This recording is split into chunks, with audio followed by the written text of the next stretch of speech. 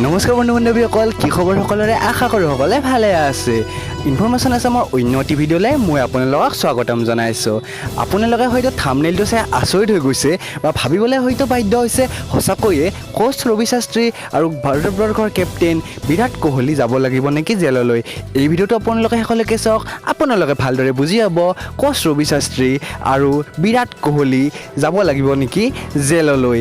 আপোনালোকক জনাবলৈ আমি বিচাৰিছোঁ যে সঁচাকৈয়ে উচ্চতম ন্যায়ালয়ৰ এক নিৰ্দেশ মতে COAৰ জেৰাৰ সন্মুখীন হ'ব লাগিব কোচ ৰবি শাস্ত্ৰী আৰু বিৰাট কোহলিয়ে। ইয়াৰ কাৰণটো হৈছে হয়তো আপোনালোকৰ সেই খেলখন মনত আছে, যিখন ছেমিফাইনেল খেলত আপোনালোকৰ নিউজিলেণ্ড ভাৰতবৰ্ষৰ সন্মুখীন হৈছিল আৰু সেই মেটছখনত এটা হৰাৰ অন্যতম কাৰণ মনা গৈছিল ধোনীৰ স্থানক লৈ।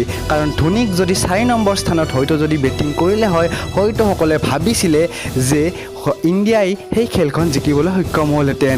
কিন্তু এই ধোনীক আপোনালোকৰ কোচ ৰবি শাস্ত্ৰী আৰু বিৰাট কোহলিয়ে 4 নম্বৰ স্থানত নিদি 7 নম্বৰ স্থানত দিয়াৰ বাবে হয়তো ইণ্ডিয়াই আজি হাৰিবলৈ লগা হ'ল। সেইবাবে সকলোৱে যিহেতু এক দায় দোষ দিছে, সেইকাৰণে COA BCCIক নিৰ্দেশ দিছে যে কোচ ৰবি শাস্ত্ৰী আৰু বিৰাট কোহলিয়ে উত্তৰ দিব লাগিব COAক যে কিয় আপোনালোকে ধোনীক 4 নম্বৰ স্থানত নিদি আপোনালোকে 7 নম্বৰ স্থানত সেইদিনা বেটিং কৰিবলৈ পঠাইছিল।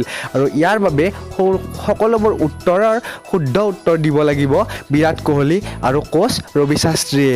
আজিৰ এই ভিডিঅ'টোত আছিল আপোনালোকৰ বাবে এইখিনিয়ে ইনফৰমেশ্যন। যদি এই ভিডিঅ'টো ভাল লাগিছে তেতিয়াহ'লে লাইক কৰিব আৰু লগত এই ভিডিঅ'টো সকলোকে শ্বেয়াৰ কৰি দিব।